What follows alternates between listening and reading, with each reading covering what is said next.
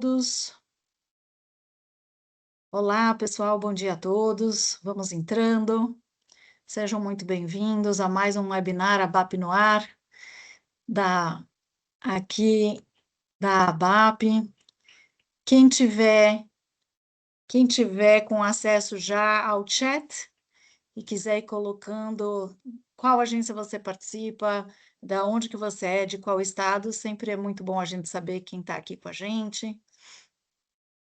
Bom, obrigada pela presença, pessoal. Vou iniciando aqui para não atrasar muito o dia de ninguém. Bem-vindos mais uma vez ao ABAP no Ar, que é um espaço onde a gente traz convidados especiais para falar sobre temas importantes que a gente acaba ouvindo dos nossos associados que têm interesse em escutar e temas que a gente vê no mercado publicitário também, né? Bom, vou aqui me apresentando. Para quem não me conhece ainda, eu sou Mariana Pagnoni, diretora executiva da ABAP, e eu vou acompanhar vocês hoje no encontro com o Otávio. Pessoal, vou dar alguns recadinhos antes. A gente grava esse webinar, depois a gente disponibiliza, né, no nosso canal de YouTube, é aberto para todos, mas também a gente envia por e-mail, tá? O microfone de vocês está mutado para evitar ruídos, mas fiquem à vontade se vocês puderem abrir a câmera. Sempre é bom a gente ver quem está com a gente. E qualquer comentário ou dúvida vocês podem enviar pelo chat. Estamos aqui acompanhando, a Carol também que nos apoia aqui, está sempre de olho, e a gente pode ir interrompendo aqui o Otávio, se der, e fazendo as perguntas, ou no final a gente deixa também um espaço aberto para vocês fazerem as perguntas. Quero falar um pouquinho, aproveitar essa oportunidade, deixa eu só... Carol Scapini, vou interromper aqui, está me pedindo o link do webinar. Você manda para ele, por favor? Desculpa, não vou conseguir interromper agora. Nem todos aqui acho que conhecem, são associados da BAP, então a gente aproveita essa oportunidade para apresentar um pouquinho sobre o que é a BAP, o que a gente tem feito. A BAP hoje, né, se chama Espaço de Articulação Coletiva do Ecossistema Publicitário, e está há mais de 75 anos representando as empresas de comunicação e publicidade. Nós trabalhamos para valorizar e fortalecer o mercado publicitário brasileiro e a gente sempre incentiva a criatividade no país. A gente sabe que o Brasil é o segundo país mais criativo do mundo, então isso não é pouca coisa, considerando que somos a nona economia, estamos melhor em criatividade do que na parte econômica, então temos aqui um trunfo na mão, né? E a gente sempre apoia as empresas de comunicação e publicidade nessa construção do presente e do futuro. Participamos de vários eventos e fazemos vários eventos ao longo do ano.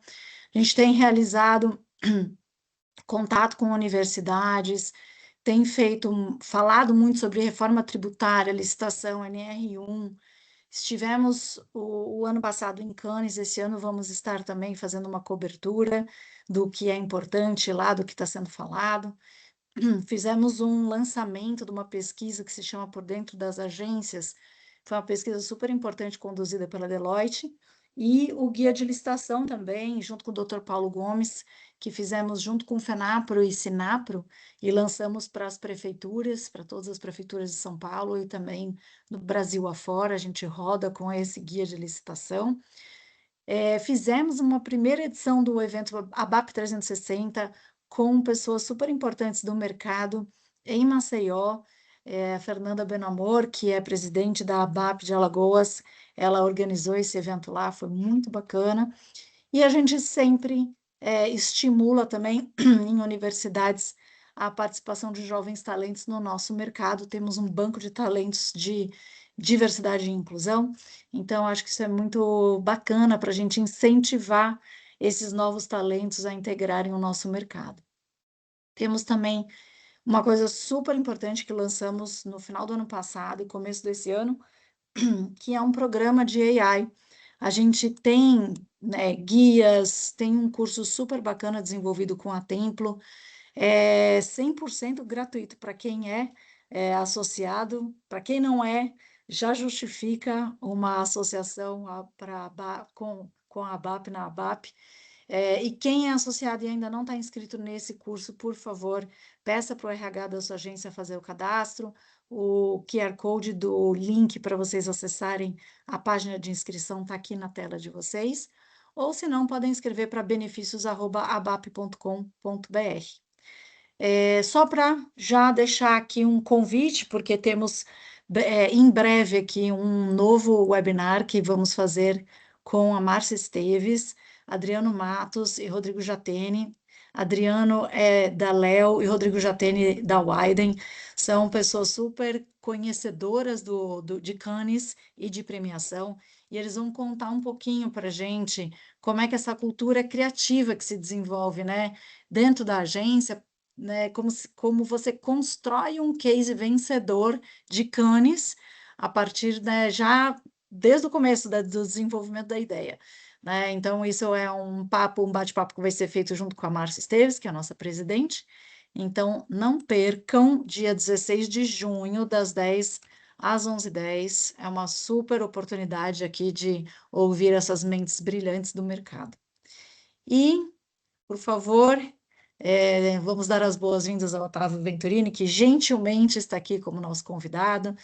Ele é consultor jurídico e professor universitário, doutor em Direito e Desenvolvimento pela FGV São Paulo. E ele lidera as áreas jurídicas e de integridade da Agência Nova, que é a nossa associada, e que atende também órgãos do governo, então é uma pessoa super entendida. Obrigada, Otávio, por estar aqui. É um prazer falar com você aqui esta manhã. E a gente hoje vai falar sobre boas práticas e os desafios na utilização de ferramentas do marketing de influência no âmbito da comunicação pública, desde os parâmetros de transparência na curadoria do conteúdo, as regras para a contratação desses serviços para a administração pública. Então, Otávio, obrigada por aceitar nosso convite, por estar aqui. Então, passo a palavra para você. Fique super à vontade também. Acho que você está... você está... Consigo te ouvir. Bom dia. Bom dia, Mari. Na verdade, eu que tenho que agradecer aqui pelo convite. Do ponto de vista, né, pessoal, é um prazer também estar aqui contigo e com a Carol.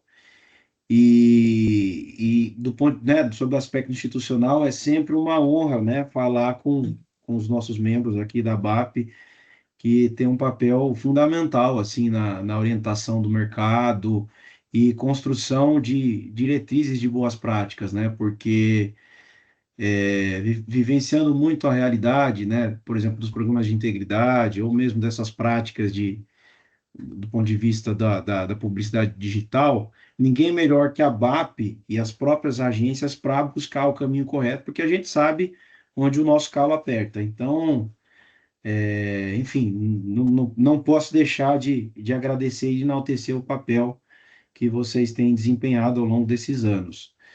Me desculpar desde já pela minha voz, talvez fale, né? Eu, como bom paulistano aqui, também uma vítima dessa mudança climática, né? Então, se minha voz falhar, vou tomar um copo d'água aqui, vocês desde já me desculpem. Obrigada, Otávio. Eu estou igual também, desculpem. Nós somos do mesmo barco, né, Mari? Estamos. E, bom, a ideia, né, é justamente abordar esse tema. Eu queria trazer um pouco do histórico, né, do que eu vou apresentar aqui para vocês, esse tema do uso do marketing de influência, da creator economy no contexto da comunicação pública, né? Então, por um lado, a gente tem, né, todo um ecossistema que é novo, né? Se a gente comparar, né, com o nosso setor tradicional de mídia, o modelo tradicional de mídia offline, ou de contratação de artistas, né, de produção de peças. Então, é um ecossistema que é relativamente novo, está em formação. Então, a gente tem isso de um lado, e de outro lado também, as regras da comunicação pública, que tem suas peculiaridades, que tem seus princípios próprios, né? O princípio, por exemplo, o princípio da transparência na comunicação pública é muito mais forte. As regras de contratação também são mais rígidas, né? São menos flexíveis do que no mercado privado. Então, esse é um pouco do contexto. E aí, a ABAP também integra o Conselho Nacional dos Secretários de Estado de Comunicação, e a gente foi provocado a, a colocar esse tema em discussão e pensar em boas práticas, né? Então, um pouco do que eu vou apresentar aqui para vocês foi já apresentado e discutido num dos fóruns do Conselho, e é um material também que contou com a valiosa contribuição do nosso querido doutor Paulo aí da BAP. Então, é, assim, eu queria trazer esse, para não parecer que esse é um tema que, né, eu elaborei aqui do nada. Então, a gente tem um histórico e é sempre bom colher também comentários. Então, fiquem à vontade aí para, como a Mari falou, colocar perguntas, trazer discussões, né? Eu tenho que fazer alguns disclaimers, né? Eu sou advogado de formação, a minha leitura é sempre jurídica, né? Então, né, o advogado ele está sempre olhando para os riscos, né? A questão da legalidade, a gente está sempre antecipando o problema. É uma leitura diferente, por exemplo, de alguém propriamente da área de publicidade que está olhando mais para a campanha. Então, esse é um primeiro disclaimer. E o segundo disclaimer, que também é importante, e que aí reforça o nosso papel aqui da BAP, é o seguinte: esse é um tema que, em que pese a gente tenha princípios e normativas no âmbito da comunicação pública, ele está em aberto sob o ponto de vista de regulação, né? Há ainda uma carência de uma regulação mais específica para isso.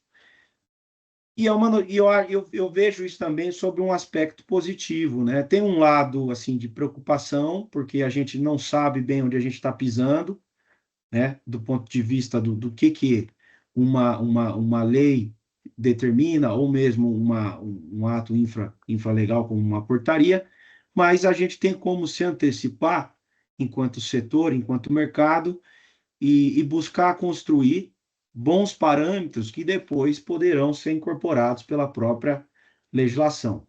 Ao longo da minha fala, isso vai ficar mais claro, né? Então, eu queria, se você me permite aqui, Mari, compartilhando, eu preparei uma Claro, apresentação por para favor. organizar aqui as ideias, ficar mais visual para vocês, e eu procurei organizar essa apresentação a partir de 3 eixos temáticos, como a Mari bem falou, que aí você tem curadoria de conteúdo, a forma de contratação no âmbito da administração pública e a contratação, né, o contrato com o influenciador em si. Não sei se já conseguem visualizar aqui minha apresentação. Já consegue, Mari? Sim, já está dando para ver. Então, assim, isso de certa forma, é um dado objetivo, né? A gente vê esse mercado de influenciadores, né? De marketing de influência cada vez mais relevante, mais impactante, né? E é uma ferramenta que pode contribuir bastante para a própria comunicação pública, né? Se a gente, por exemplo, pensa em campanhas de utilidade pública, em que, né, as pessoas, por exemplo, têm que buscar um posto de saúde para se vacinar, ou campanhas sobre matrículas, né, de escola, ou períodos de enchentes, etc., né? Muitas vezes a atuação de um influenciador que tem um impacto ali num determinado grupo de jovens ou daquele grupo que é target ali daquela ação comunicativa, pode ser muito mais efetiva do que uma ação mais genérica. E os dados também mostram como esse mercado cresceu. O ponto é que ainda mais quando a gente põe isso no âmbito da comunicação pública, a utilização desse instrumental, ele cobra medidas de governança.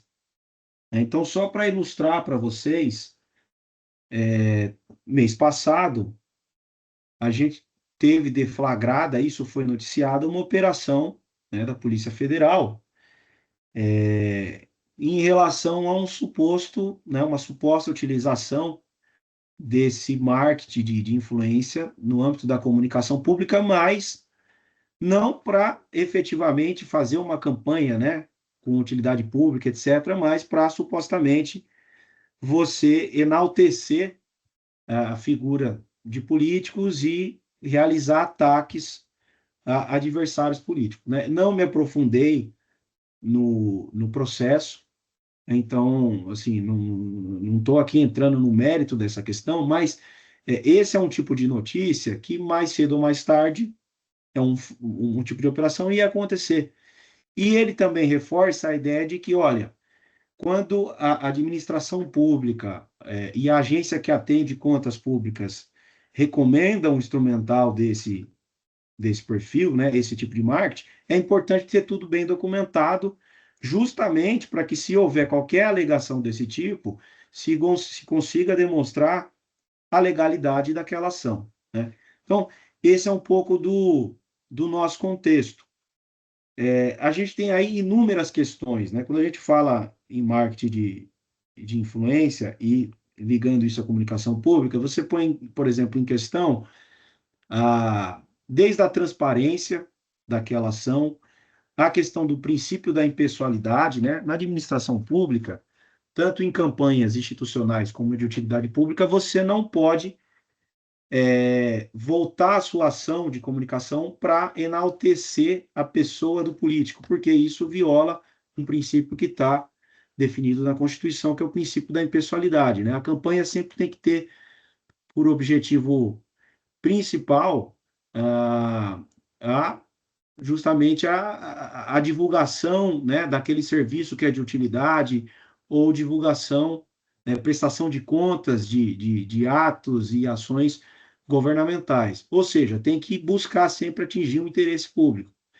Então, um dos eixos que a gente tem que olhar com bastante cuidado é a curadoria do conteúdo, né? Obviamente, curadoria do conteúdo também é relevante para marketing de influência na iniciativa privada, mas quando se fala em comunicação pública, ele ganha uma camada adicional de necessidade de controle, de definição clara, de orientação ao influenciador. Esse é um eixo que eu vou abordar aqui na sequência. A contratação do agenciamento, considerando todas as regras que a gente tem, né? Quando a administração pública contrata, você tem lei específica para agência, licitação de agência de publicidade, a 12232. Nós observamos todo um princípio orçamentário também específico do Estado. Então, vamos discutir isso no segundo eixo. E um terceiro eixo é na relação direta com o influenciador, né? Desde a seleção até mesmo cláusulas específicas. Então, um pouco desse, como nós pensamos a organização dessa temática, né? Utilização de influenciadores na comunicação pública, de forma a endereçar as principais questões. Então, partindo aqui do primeiro eixo, que é a orientação de curadoria, né, quanto à curadoria do conteúdo, se a gente olha, se vocês analisam, por exemplo, ali o próprio Código de Defesa do Consumidor, que diz respeito à publicidade de maneira geral, né, toda publicidade ela tem que ser identificada, né? Você não pode ter um tipo de publicidade oculta. E isso já estava, de certa forma, né, bem endereçado na própria jurisprudência do CONAR em relação né, às publicidades em geral que a gente via na televisão. E quando veio o marketing de influência, isso ganhou uma outra dimensão, né? Então, quem atua aí perante o CONAR pode fazer uma busca de decisões, vocês vão ver o quanto que já teve de influenciador sendo notificado, porque estava ali, de repente, divulgando e recebendo para isso, né, fazendo uma publicidade, por exemplo, de uma maquiagem, e não identificava ali com hashtag publi, etc. E isso gerou uma série de autuações por parte do CONAR. Hoje, essa é uma prática que está um pouco melhor, mas é um mercado muito difícil de ser controlado, porque o mercado do marketing de influência ele é muito fragmentado. Então, você tem diferentes tipos de influenciadores, né? Mas, do ponto de vista, pelo menos, da construção de entendimento, de jurisprudência no CONAR, isso avançou bastante. Quando a gente aplica isso para a comunicação pública, se acrescenta também a questão da transparência, né? Então, existe também o princípio da transparência da administração pública. Então, a recomendação aqui, primeiro, né, o que vale para tudo, que é você identificar que se trata de uma publicidade, de um patrocínio ou de conteúdo pago. Aí você vai buscar, vai adaptar a hashtag ali para o contexto mais adequado daquela ação, mas isso tem que ficar explícito. Porém, né, existe uma outra, né, um outro problema, que é a questão de você vedar nessa ação de comunicação pública uma linguagem que parece assim uma opinião espontânea, ou seja, além de não identificar que se trata de um conteúdo pago, você tem um influenciador que está ali utilizando uma linguagem meio que colocando como se fosse uma opinião espontânea, muitas vezes para reforçar uma narrativa. Né? Eu não sei se eu trouxe aqui, mas esse ponto recebeu alguns apelidos, né? Esse problema, né?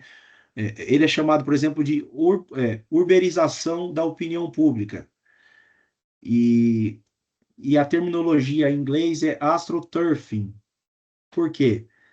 A AstroTurf é uma empresa que faz grama sintética e a partir dessa ideia de grama sintética, né, se apropriar desse termo para descrever esse fenômeno que tem muito hoje na internet, que é você coordenar vários influenciadores e pagar esses influenciadores de modo a que eles reforcem uma narrativa, que pode ser uma narrativa para enaltecer uma determinada gestão, ou mesmo, né, como a gente viu em casos recentes que ganharam espaço na mídia, para atacar instituições públicas. Né? Teve esse caso recente aí que foi, de certa forma, um ataque coordenado em cima do Banco Central, né, no âmbito dessas operações aí recentes.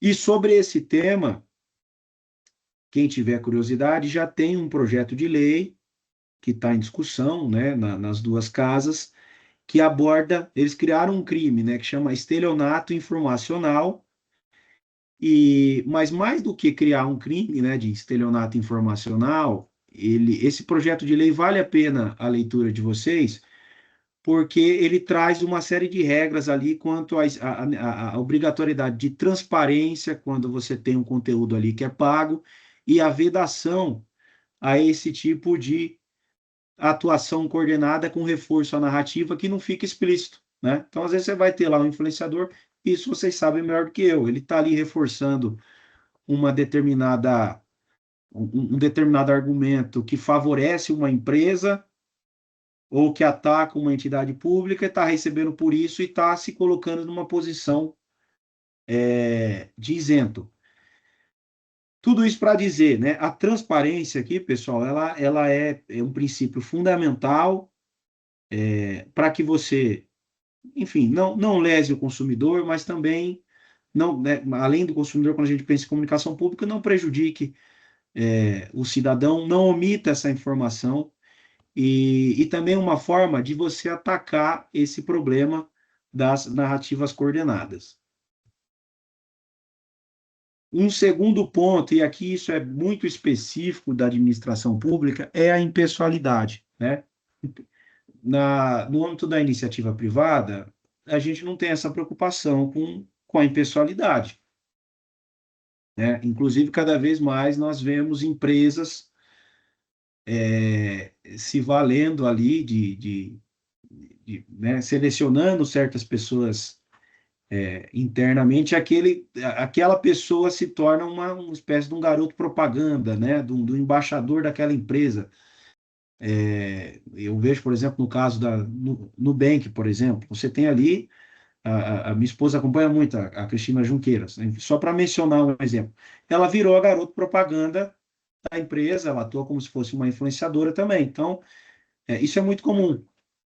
Mas, no âmbito da comunicação pública, nós temos um perfil diferente, né? Então, isso está positivado na Constituição, no artigo 37, que é o princípio da impessoalidade. E no parágrafo primeiro também, né? Que você tem que ter uma ação de comunicação que ela é voltada para a informação do cidadão e não para enaltecimento da pessoa do agente público. Trabalhando bastante com, assim, com esse tema de direito administrativo, né, a gente vê também uma outra questão que não entra aqui nesse debate, que é o gestor público que tem ali a sua rede social, né, o seu perfil na rede social. Isso é uma outra questão que vale uma outra palestra, um outro debate nosso.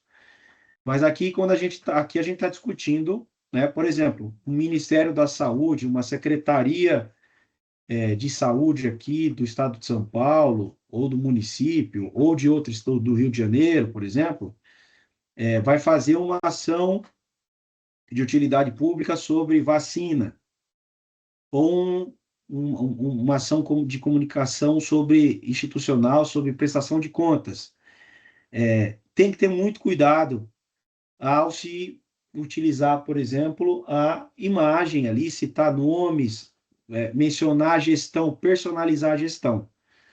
E assim, como diretrizes, né? O que que a gente poderia pensar?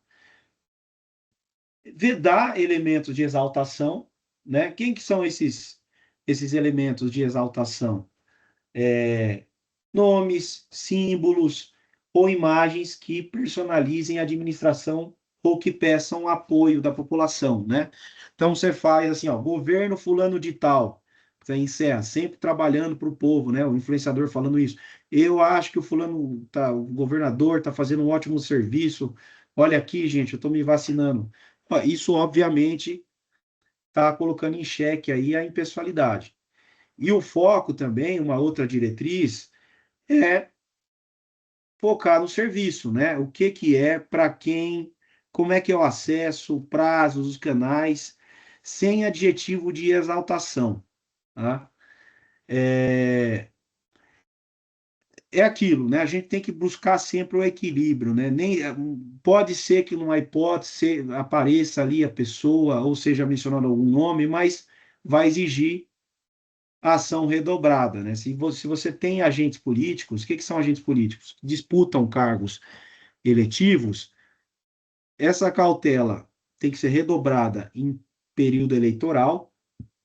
Eu não sei, né, quem aqui trabalha atende conta pública, sabe, por exemplo, que agora, 3 meses que antecede as eleições, a gente tem como regra a suspensão das ações institucionais, de comunicação, de campanhas institucionais, e o que se admite e submetido à autorização, né, dos tribunais eleitorais são as campanhas de utilidade pública.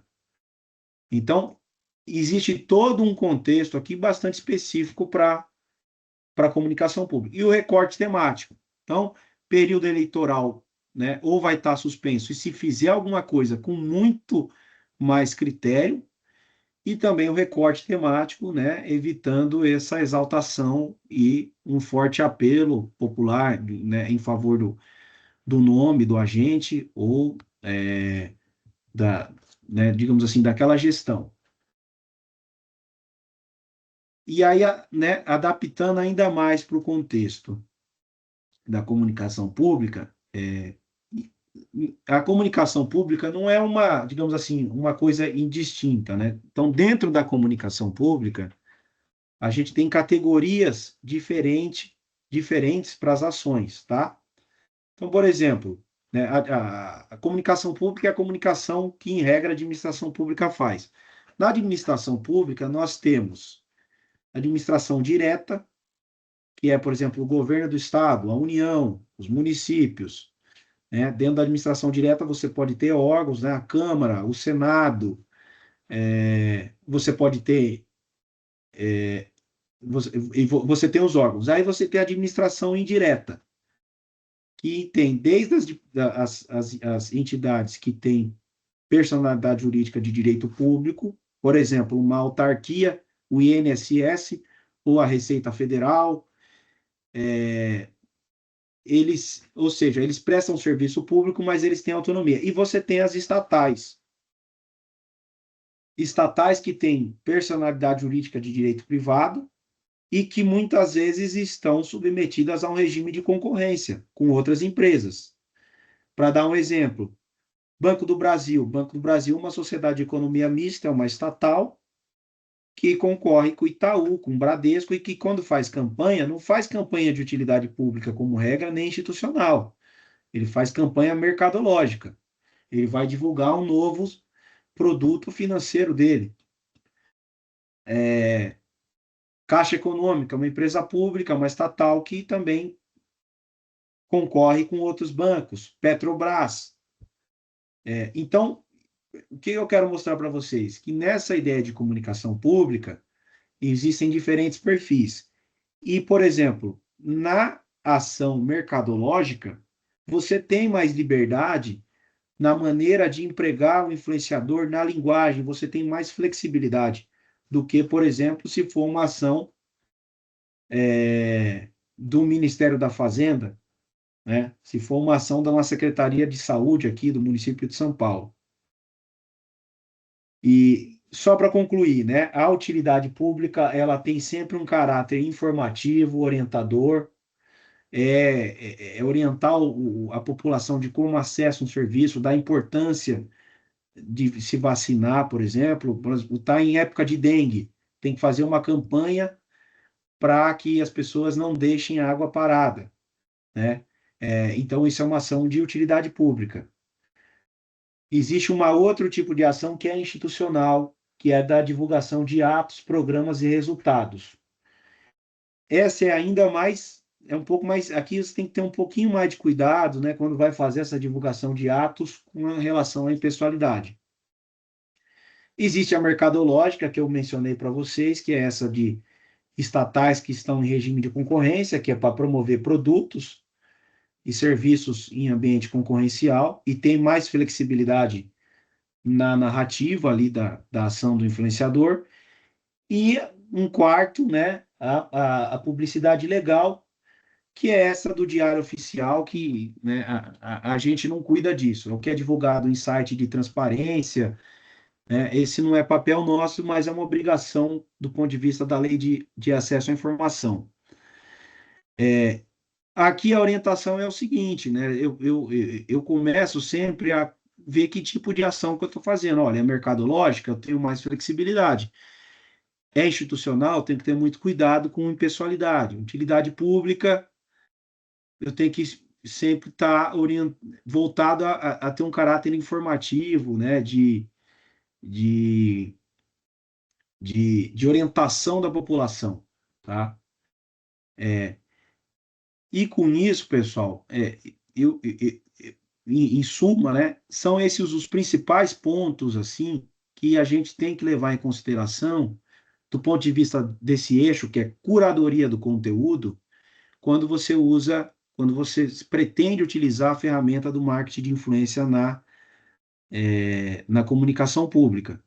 Então, curadoria de conteúdo é desde você pensar o que vai ser o roteiro, né, o que vai ser dito, quem vai falar, como vai falar, e considerar esses parâmetros, transparência, impessoalidade, adequados ao perfil da ação de comunicação, se é institucional, se é utilidade pública, ou se é, por exemplo, mercadológica. Um segundo eixo, e aí começa a ficar um pouco mais assim, mais detalhista do ponto de vista, né, da legislação, é sobre o modelo de contratação desse agenciamento pelo poder público, né? Qual que é o modelo mais recomendado aí para, olhando para a administração pública, olhando para o gestor, né? Vamos pensar num secretário de Estado, como é que ele contrata o influenciador? Como é que ele contrata esse marketing? Existem alguns caminhos, né? Aí me parece, e também aí compartilho da opinião do Dr. Paulo, que o caminho, a via mais segura, e eu vou dizer o porquê, é a contratação via agência de publicidade, com base na Lei 12.232, né, que é a nossa lei que regula os contratos e parte da licitação para serviços de publicidade. Por quê? Porque, primeiro, é, essa é uma lei que já está longamente validada pela jurisprudência, então a gente tem segurança jurídica, o gestor público tem segurança jurídica. Depois, quando você pensa a utilização desse instrumental de marketing de influência num contexto da atuação das agências, você consegue inserir isso numa ação que é programada, né? Você tem ali durante um ano, são várias concorrências internas, você tem a possibilidade de fazer tipos de campanhas mais, né, com os briefings ali, duradouras, como Always On. Então, você tem como integrar essa ferramenta dentro de um planejamento mais amplo e alinhada com uma estratégia, né, de comunicação daquela entidade contratante.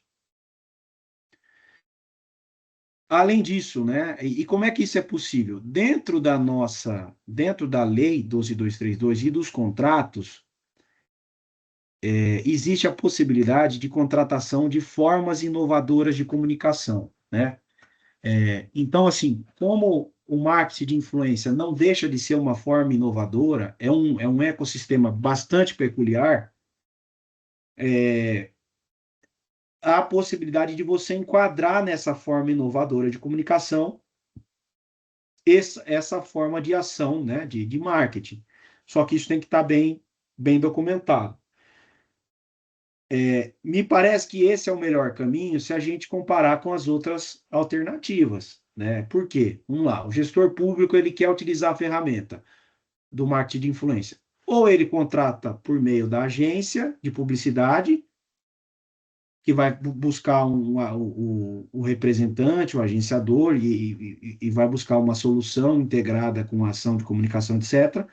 Então, essa é uma alternativa. A outra alternativa, qual seria? O gestor público, por exemplo, fazer uma contratação direta do influenciador, né?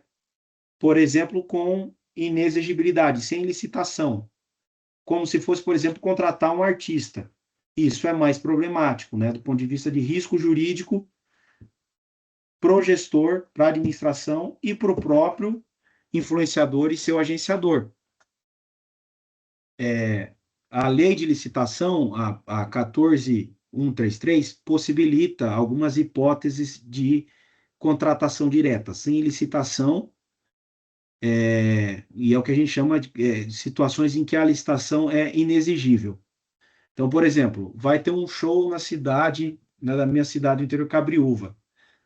Ele vai contratar a Ivete Sangalo para cantar em praça pública, né? Faz sentido fazer uma licitação, mas vai colocar quem na licitação? Ela para competir com o Roberto Carlos? Então, esse é um modelo assim de contratação direta que tem sofrido, basta vocês procurarem na internet, questionamentos de valores de cachê, é sempre assim, é sempre problemático. E quando a gente procura adaptar isso e tentar fazer o mesmo com o influenciador, fica ainda mais problemático. Porque, só para dar um ponto aqui para vocês,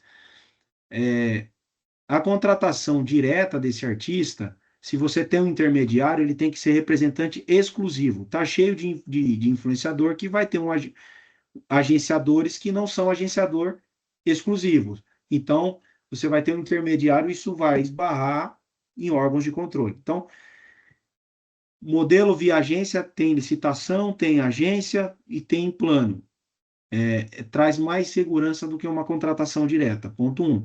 Uma outra hipótese que eu nunca vi isso acontecer, mas que poderia ser aventada, é se realizar uma licitação específica durante um período, destinar um certo valor só para agenciamento de influenciadores. Né? Qual que vai ser o agenciador aqui? Qual que é o problema? Quais são os problemas dessa alternativa? Primeiro, que teria que ser feita uma licitação com base na Lei Geral 14.133, e que é um modelo que não tem validação ainda por qualquer órgão de controle, nunca aconteceu isso, então, né, isso poderia ensejar inúmeras impugnações, né? E depois a gente tem uma outra questão, que é você desintegrar da ação planejada que é feita no âmbito dos contratos com as agências de publicidade, da comunicação estatal. Então, como é que ficaria isso? Ficaria agência de publicidade e depois ia ter um agenciador de influenciador, muitas vezes sem se conversar, né, de forma desintegrada. Então, enquanto diretriz, o caminho, a melhor alternativa que tem se apresentado com mais segurança jurídica e com essa integração no planejamento é a contratação via agência, por meio de contrato de publicidade, né, que tem com a administração pública, e sendo orientado sempre pela Lei 12.232, que permite, inclusive, contratação de formas inovadoras de comunicação. Aí entra a segunda questão, né? Essa que é o. A gente não tem uma resposta fechada. Tá bom, tá bom, tá. Contrato por via da agência. O gestor público fala para a agência: olha, ou a agência proativamente sugere, né? Aqui faz sentido uma ação de marketing de influência, de influenciador. Aí ele pergunta: tá, mas como é que nós vamos fazer isso? Eu vou contratar isso como mídia ou como produção? É, não tem uma, a gente não, aí que eu volto àquele ponto, a gente não tem uma normativa, por exemplo, da SECOM, determinando como isso deve ser feito, né? Porque é um ecossistema recente. O que eu tenho visto na prática é a contratação, o que tem prevalecido é a contratação como produção. E, em regra, vem um contrato que é uma miscelânea, né? Que mistura o, a produção do conteúdo mais, digamos assim, a distribuição, aquilo na rede do influenciador, né? Porque, no fundo, assim, a atuação do influenciador é mista. Ele, ele produz o vídeo ou ele produz por meio de uma produtora. Muitas vezes você tem a produtora junto no contrato, né? Faz uma coisa mais profissional e depois ele divulga dentro das redes dele, que tem ali milhões ou milhares de seguidores, né? Então, o que tem acontecido muito até agora é esse modelo de contratação como produção, que tem também os seus problemas, seus pontos fracos, né? Então, quando você pensa em contratação como produção, o foco é o quê? É no esforço criativo.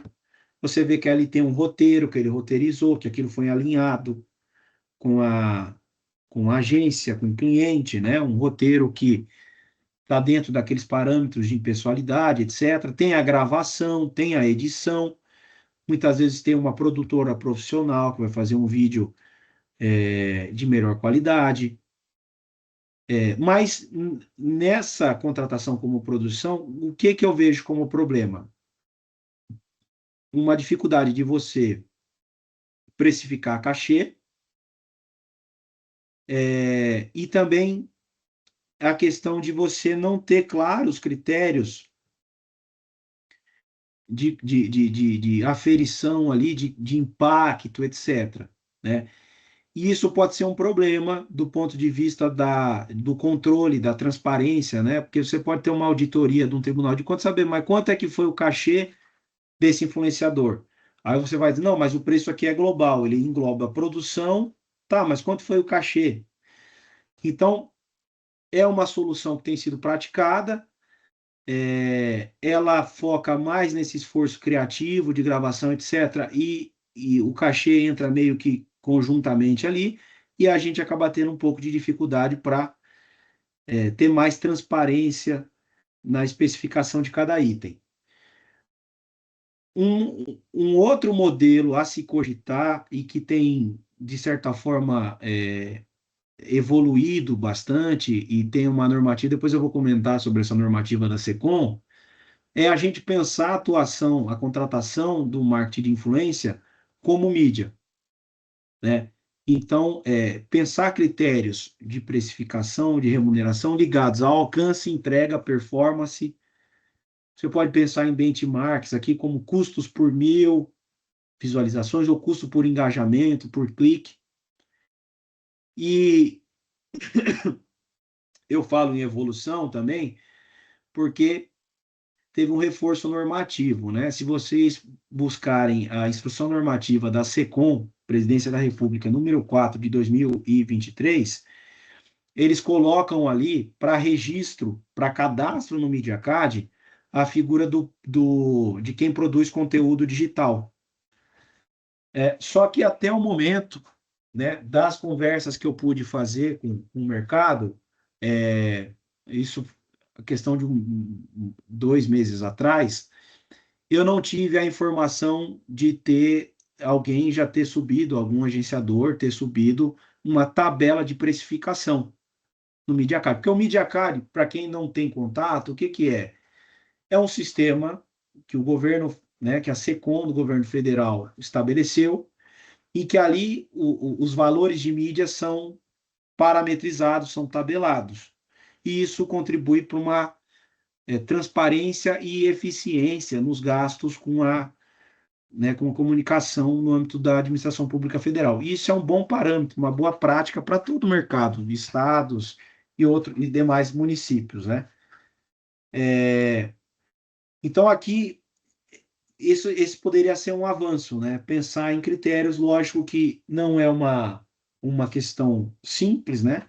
Porque o que é um engajamento específico? É um clique, mas naquela campanha, enfim. Mas, no fundo, o que a gente tem que colocar em discussão, mais do que um modelo ou outro, é a ideia de se beneficiar do que, né, cada um dessas possibilidades que eu estou colocando aqui de forma estanque pode contribuir para um contrato mais bem amarrado e com mais transparência, que se houver qualquer questionamento, a agência, o agenciador e o poder público vão ter tranquilidade para oferecer uma defesa perante um tribunal de contas ou, né, qualquer órgão de controle. Então, eu acho que nada impede que a gente possa pensar em se apropriar, né, do que tem de melhor de cada um desse elemento. Eu acho que o critério de precificação precisa ser aprimorado, né, no marketing de influência, e aí não é questão nem de achar, né, a necessidade de ter transparência quanto a cachê, porque se você não tem transparência, o que você pode sofrer?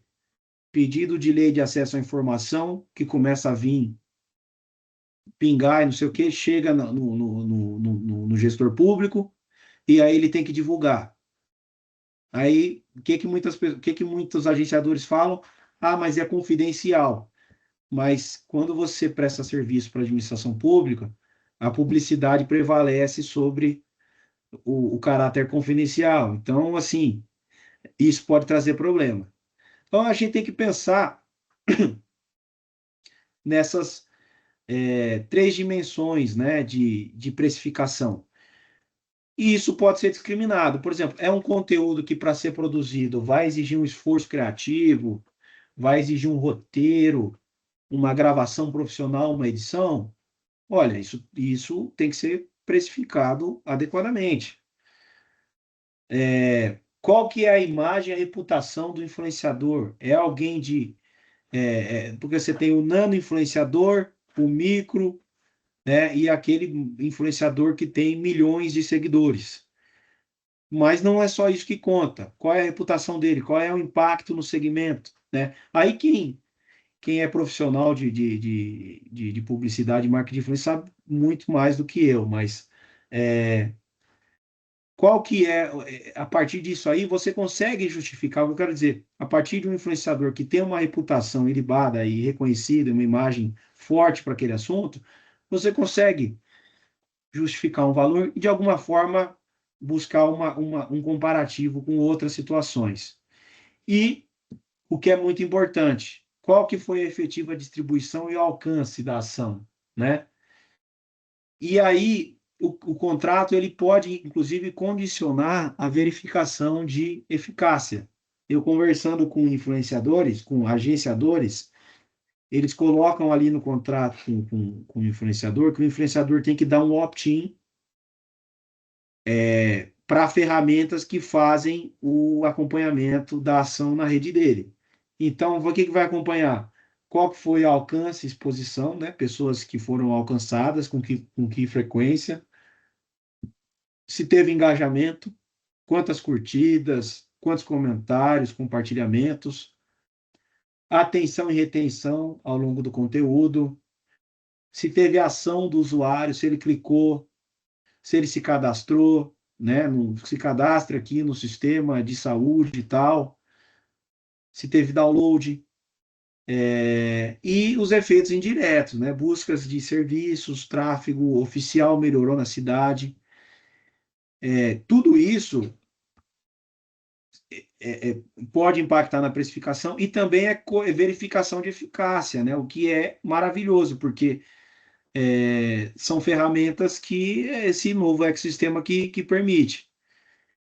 E aí, como cautela, né, a orientação que eu dou é ter muito cuidado com cláusulas de confidencialidade, porque é muito comum você colocar cláusula de confidencialidade em relação ao valor que é pago a título de cachê para o influenciador. Por que eu digo cuidado? Por conta que no âmbito da comunicação pública e da administração pública, nós temos a lei de acesso à informação.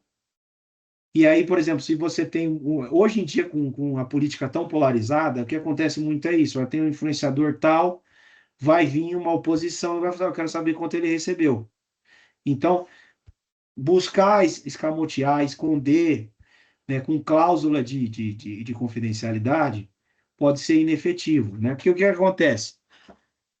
Aí, indo para o juridiquês, vem um jornalista ou vem um político tal, questiona para o gestor quanto é que foi o cachê do influenciador. O gestor pergunta para a agência fala, não tem cláusula de confidencialidade. Aí o gestor público volta para a resposta do pedido de lei dessa informação e fala, não posso te dizer porque tem cláusula de confidencialidade.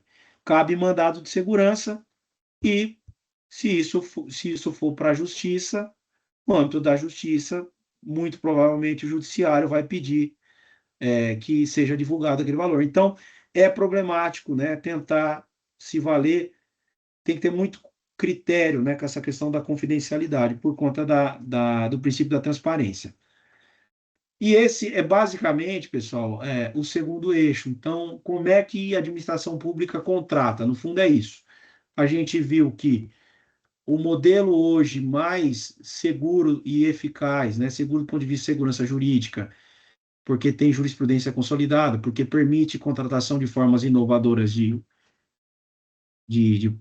comunicação, e mais eficaz, porque vai estar conciliada, integrada a ação e o planejamento anual, é por via da agência. E aí, tá, contrata como mídia ou como produção, né? O que eu acho que a gente tem que pensar aqui vamos tentar, quando formular um contrato, buscar os melhores parâmetros, né, de mídia, por exemplo, para precificação e também para verificação de eficácia, né? Existem alguns detalhes, assim, por exemplo, o valor destinado para mídia num contrato de publicidade costuma ser bem maior, né, do que de produção. Então, também você ganha mais margem. E compartilhei também que tem algumas iniciativas, como essa instrução normativa da SECOM, que está abre campo, né?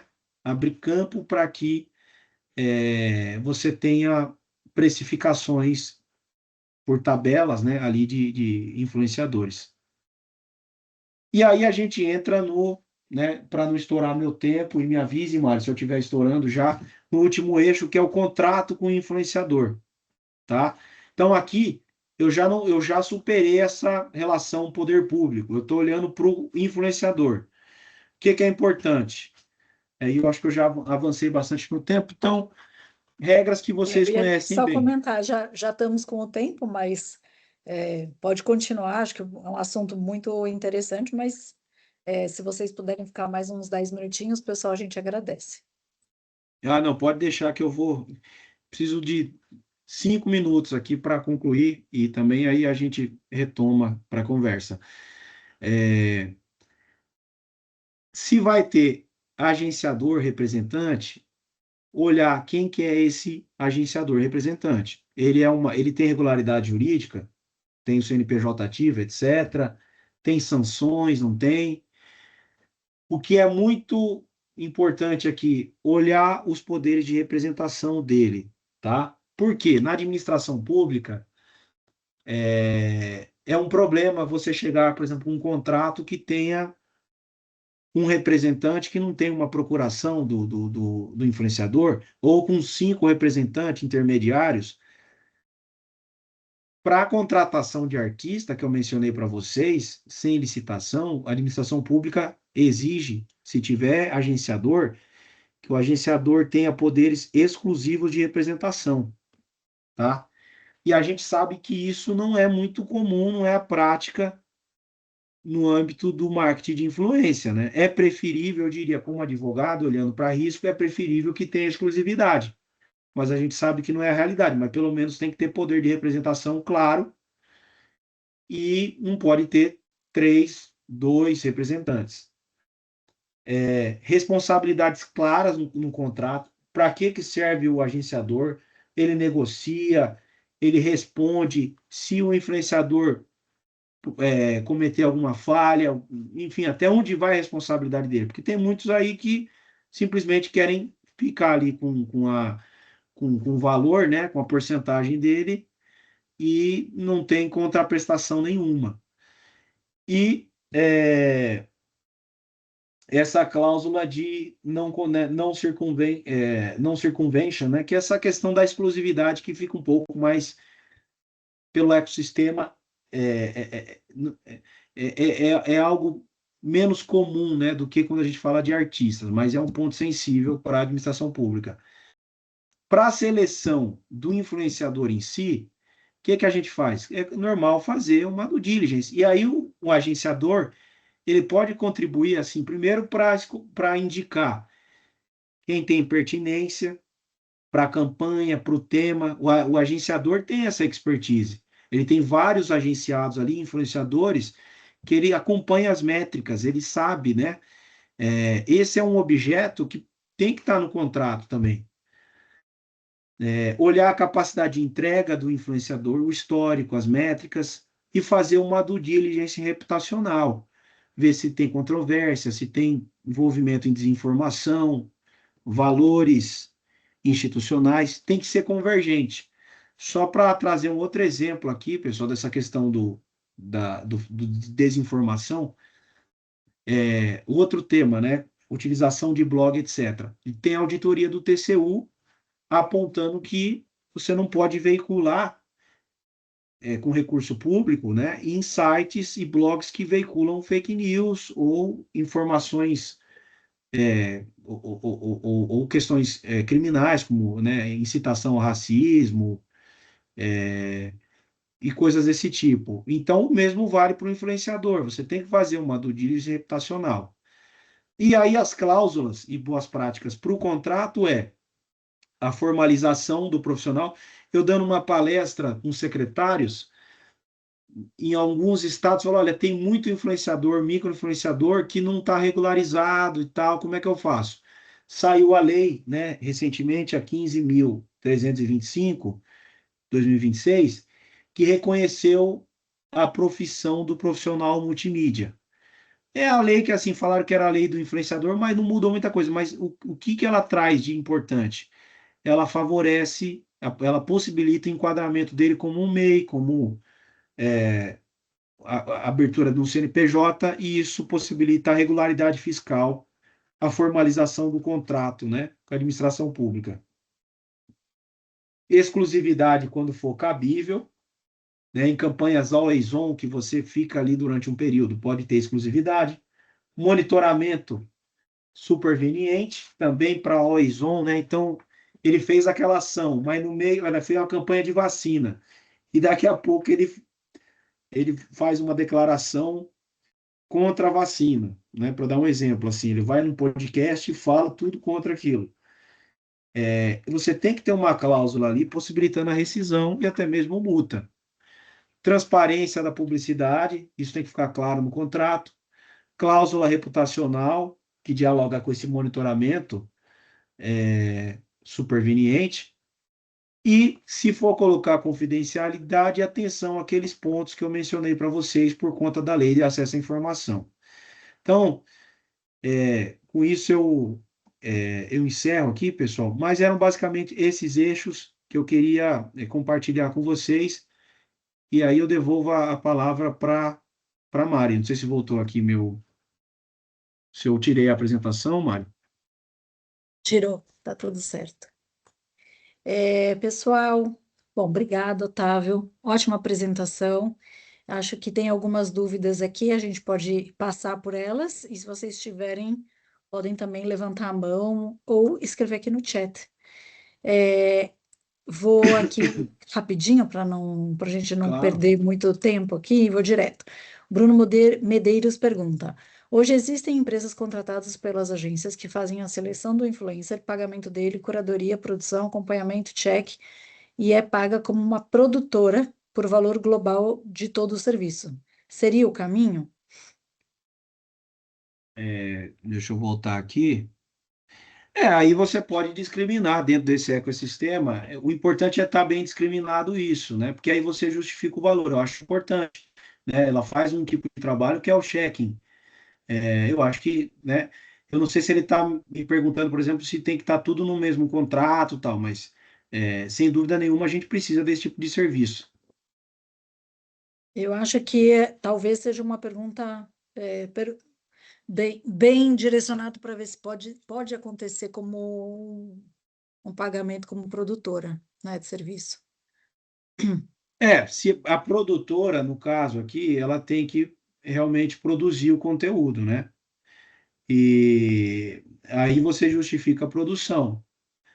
Agora, ele produz também, né? Ele é produtora. E às vezes é que assim, o contrato pode ter vários objetos, né? Contrato jurídico.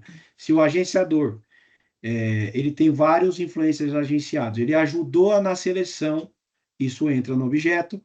O influenciador é um agenciado dele, vai ter discriminado o cachê do influenciador e depois também ele coloca que faz o cheque e tudo mais. Eu acho que é uma solução integrada, de contratação integrada, que faz sentido. Tá bem, obrigada. Scapini levantou a mão.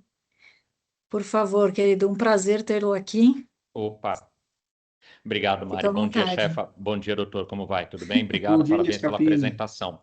Eu perdi Obrigado. o início. Eu peço desculpa, você deve já ter falado isso. Essa sua leitura é baseada num PL que já está aprovado ou qual é o status do PL?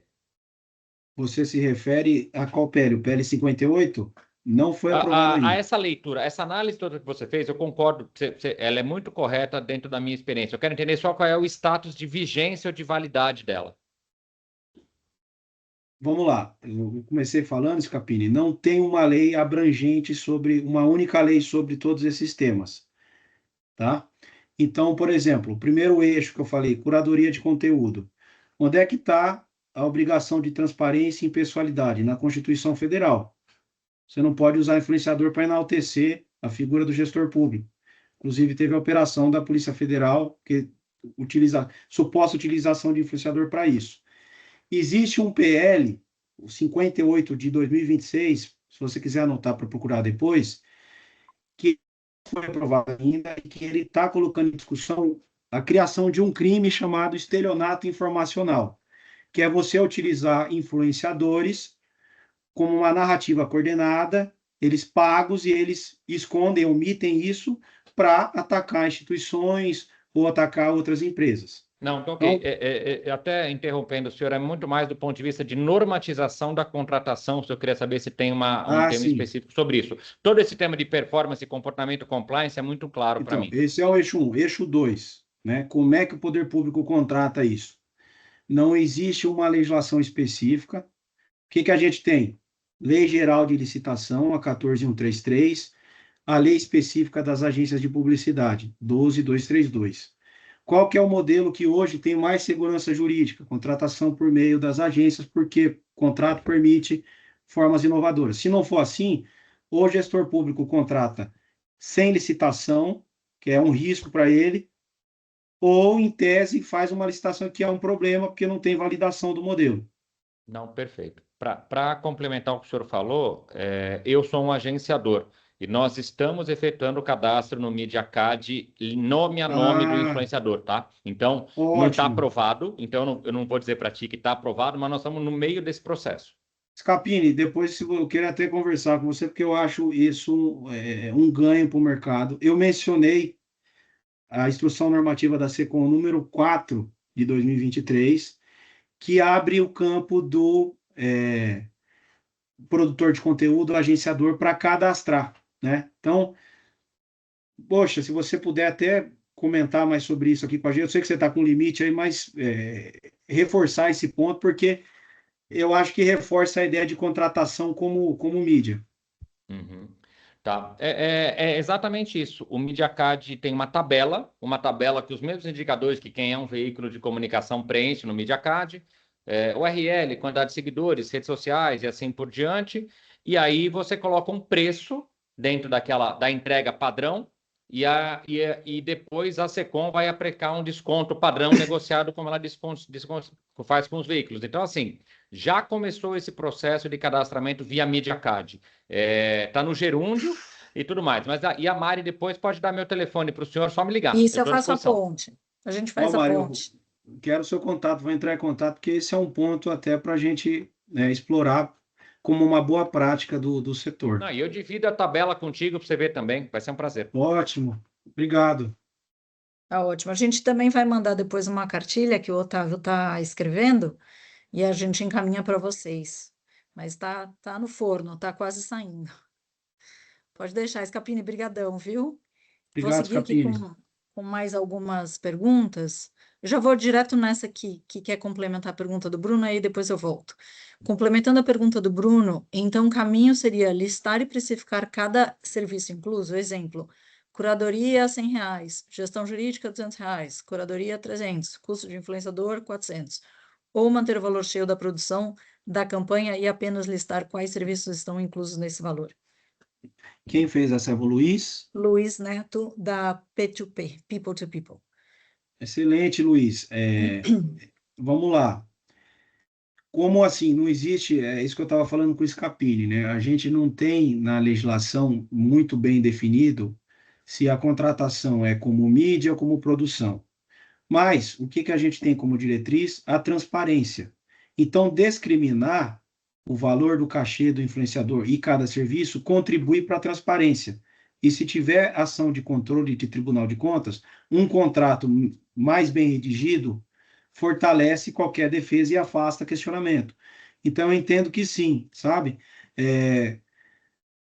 Especificar é melhor do que você colocar um preço cheio e depois vir um questionamento via lei de acesso à informação e você não conseguir responder. Você vai ter um contrato com diferentes objetos ali. Obrigada, tá ótimo. Bom, eu vou aqui voltar um pouquinho. O Marcos Araújo perguntou logo no finalzinho da sua apresentação, este agenciador entraria nos casos em que... Tô igual a você. Mas você foi super junto, bem. Eu que tô mal. Ainda depois de falar que minha voz vai quase... Entraria nos casos em que influenciadores não possuem nenhum MEI para contratação? Como ficariam esses influenciadores? Esse foi o Carlos Araújo? Marcos Araújo. Marcos Araújo. No caso, é o agenciador que não tem MEI ou é o influenciador? O influenciador não tem MEI.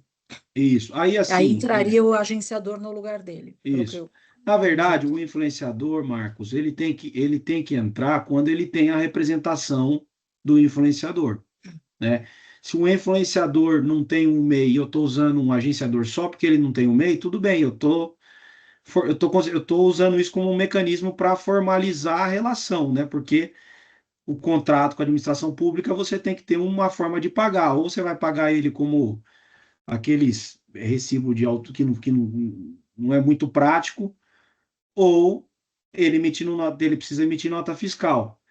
Então, assim, primeira coisa, o papel do agenciador é agenciar, né? É ter a representação daquele influenciador. Para o influenciador que não tem um meio, uma formalização, hoje, com a aprovação da lei que eu mencionei para vocês, que foi aprovada recentemente, se criou a categoria do profissional multimídia. E isso para ele é importante, inclusive para ele receber do próprio agenciador dele. Então, é mais por aí nesse sentido. Você consegue hoje formalizar um profissional multimídia porque a nova legislação de 26 transformou isso numa categoria profissional. E o papel do agenciador é, sobretudo, agenciar, né? Ter essa inteligência, que é a inteligência, por exemplo, do Scapini, que é ele saber precificar, saber selecionar o perfil, ter a representação desse influenciador. Não sei se eu consegui contemplar o teu ponto, Marcos. Obrigada. Vamos ver aqui se ele responde. Vou voltar aqui também. A Dilma perguntou, não sei se é uma questão aqui, que a Raquel também acho que tem essa dúvida. É possível mensurar este impacto e essa reputação de forma objetiva com métrica? Olha, é difícil, né? Assim, eu trouxe isso, mas aí a gente precisa desenvolver isso como mercado, né? Então, métrica, ele entrega bons resultados, ele, né? A gente sabe o histórico aí, por exemplo, o Scapini, que tem agência ali, ele é agenciador, ele tem os relatórios, ele tem uma prévia do que aquele influenciador costuma performar. E aí depois você também pode pensar, né, no modelo de remuneração que vai variar de acordo, pode ter um valor fixo e variar de acordo com o que ele performar. Então, eu acho que é possível, sim, pensar na reputação, é alguém que nunca teve nunca sofreu um questionamento, etc., perante o poder público, né, nenhuma crise reputacional, e ao mesmo tempo ele costuma entregar e ele entregou bons resultados naquela ação de utilidade pública. Por exemplo, teve um aumento significativo de cadastro e os cadastros foram feitos pelo link que ele compartilhou na rede dele, né? Então, eu acho possível, sim. Agora, cada ação vai depender ali da adaptação para o contrato específico. Obrigada. Outra pergunta é da Denise Fabretti. Existe a possibilidade de instituir multa contratual ou rescisão imediata do contrato em caso do influenciador, posteriormente à contratação, se envolver com algum escândalo ou polêmica? É a Fabretti, Denise Fabretti? Isso. Boa pergunta também, e isso dá muita discussão em cláusula, né? Nossa. Assim, a possibilidade, Denise, ela tem que estar adstrita ao tempo da campanha. Então, também, assim, do ponto de vista de quem contrata, da agência do poder público, a gente sempre quer colocar cláusula de reputação para amarrar o sujeito, ele fica um período ali sem poder falar mal, por exemplo, da entidade, etc. E há também o ponto de vista do influenciador e do agenciador, que ele falou, olha, eu encerrei meu trabalho e acabou aqui a história. Então, isso entra na negociação, né? Como praxe, você, uma vez encerrada a campanha, você não pode estender demais isso. E muitas vezes se encerra a questão na campanha.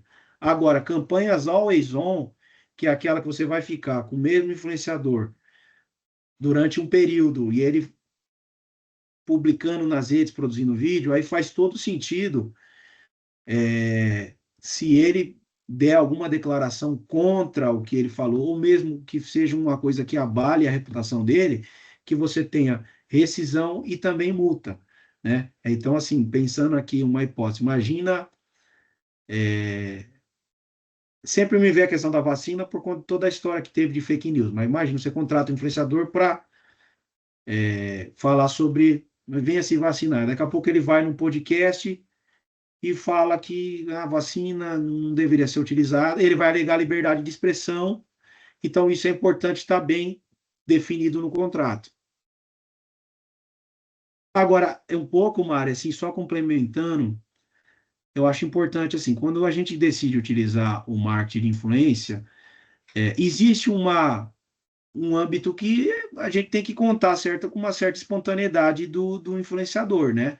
Isso é natural. Então, você não vai conseguir amarrar, né, 100% toda a conduta dele fora, etc. Então, isso entra um pouco na conta. O que tem que ser motivo para uma rescisão ou sanção é aquilo que extrapola o razoável. Não, exatamente. A gente, enfim, é sempre essa linha tênue, né, que a gente precisa ter com o influenciador, saber o histórico dele, enfim, né, eu acho que se precaver dessa maneira, né. E as empresas, da mesma forma, os anunciantes que vão utilizar um influenciador, por isso que acho que o Dr. Paulo e você são precavidos nesse aspecto, de contratar através de uma agência, porque você tem essa garantia de cheque, de qualidade, o seu risco, você mitiga mais o seu risco, né, fazendo dessa maneira. Tem que fazer uma boa due diligence. A contratação também, né? Não é só o que ele fala que é impessoal. O critério de seleção tem que ser impessoal, né? Do ponto de vista, eu não vou contratar esse influenciador que às vezes não tem um impacto só porque ele vai me favorecer politicamente, etc. Então, a agência é um atuante aí que favorece, pode ajudar na questão da impessoalidade junto com o agenciador. Então, você faz uma boa due diligence reputacional e procura se resguardar com cláusulas reputacionais. Aí entra a história da negociação de cláusula. Isso eu já passei 500 vezes, né? A gente tenta puxar para um lado e naturalmente o influenciador, né, e com todo direito, ele tenta puxar para mais flexibilidade. Você encontra um meio termo, né? O que que o meio termo ele tem que combater? O excesso, né? Daqui a pouco o sujeito é preso numa operação, etc. Aquilo é a razão para você, se for uma. Como a gente costuma ver influenciadores agora, né, recentemente. Não vou mencionar nomes, mas daqui a pouco está envolvido com lavagem, não sei o quê. Pô, isso é um problema. Precisa ter cuidado na comunicação pública. Exato, exato. Muito cuidado, ainda mais agora nessa época. Bom, pessoal, é isso. Alguém, Denise, obrigada, Denise. É bom que vocês confirmem se foi respondido ou não. Pessoal, vocês perguntam, a apresentação vai ser compartilhada com vocês? Vamos enviar um e-mail agora após evento. E fiquem super à vontade aqui para entrar em contato conosco quando precisarem. Deixo aqui sempre meu e-mail também. E se tiver agências de influência que queiram se associar à BAP, também pode entrar em contato conosco. Nós reunimos também aqui as agências de influenciadores e ajudamos o mercado, né? O Scapini está aí representando a BAP no CONAR, fazendo um trabalho magnífico de organizar esse mercado. Então, Scapini, aproveito aqui para te agradecer também. Temos também no SEMP, né, um papel lá de representação com a Fabiana Bruno, que é da SUBA. Então, eu também agradeço muito aqui a ajuda e o apoio que vocês dão, né, para o mercado. Então, é isso, estamos aqui de todos os lados, tentando, já que não tem ainda, né, uma lei e essa regulação, a gente parte para a autorregulação, guia de boas práticas e tudo que a gente pode atuar. E fazendo esses eventos também, né, Otávio é um ótimo comunicador aí das boas práticas, a gente já se encontrou em eventos, então, mais uma vez também te agradeço. já participou aqui da ABAP, já participou do nosso Conselho de Ética. Então, também super agradeço a parceria e a parceria da Nova, né, que está sempre aqui nos ajudando também. Ô, Mário, eu que agradeço a parceria e o prazer de falar aqui com vocês e trocar ideias. Obrigadão. Pessoal, obrigada pela presença e encerro aqui mais um webinar. Fiquem à vontade aqui para depois escrever questões se vocês tiverem. Um abraço aí a todos. Um abração. Tchau, tchau.